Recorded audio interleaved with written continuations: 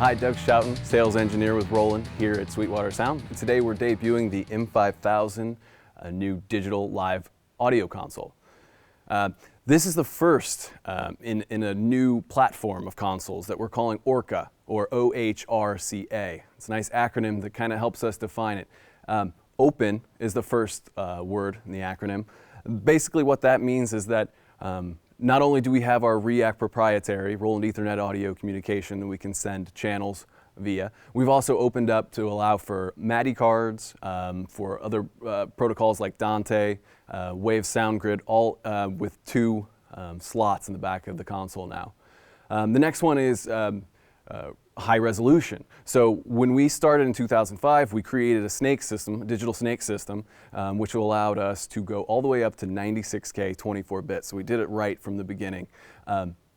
Up until now, our consoles have only been able to run at 44.1 or 48. So it's nice that we can now allow for our customers to add this brand new console and have a point-to-point 96K 24-bit system.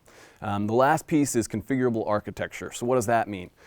Normally when you would give a demo of a console, you'd say, this is how many inputs you have, this is how many outputs you have. Well, for this new class of console, we've given you 128 audio paths.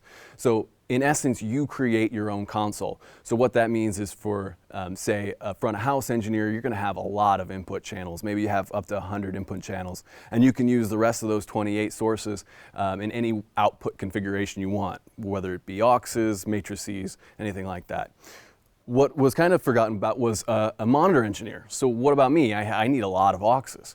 Maybe you want to set up to have the same amount of auxes if you have input channels. So you can actually create maybe a 50-50 split of inputs and auxes, and you can set up that many buses. So how we accomplish that is through the menu system here.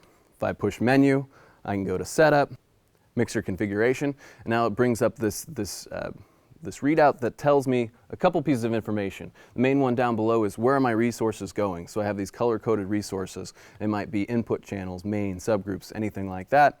And then also down below in the bottom left, you see resources remaining. So in essence, you can create however many channels of inputs, however many channels of outputs as you want, and it lets you know where you are in your resources. Another thing on the touch screen here, back out of this menu. As you can see, from the main screen, I actually have views of 8 total inputs, and I can easily jump to any of the different parameters within those channels. So like I said, I hit kick, and now it comes up with one of my dynamics. I have 2 dynamics processors per channel, as well as a EQ. So nice and easy to get in between there and switch channels as well. Down on the surface itself, if I back out of here, down on the surface itself, there's a lot of different ways you can work.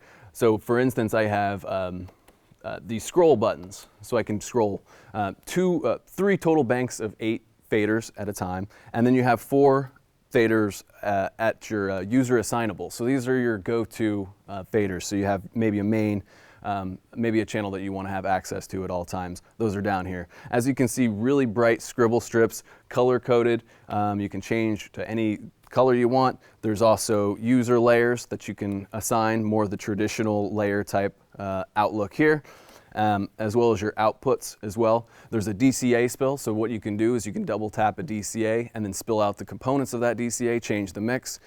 Lots of different ways to work the console. So that's kind of a basic overview. If you like more information, please contact your Sweetwater sales engineer today.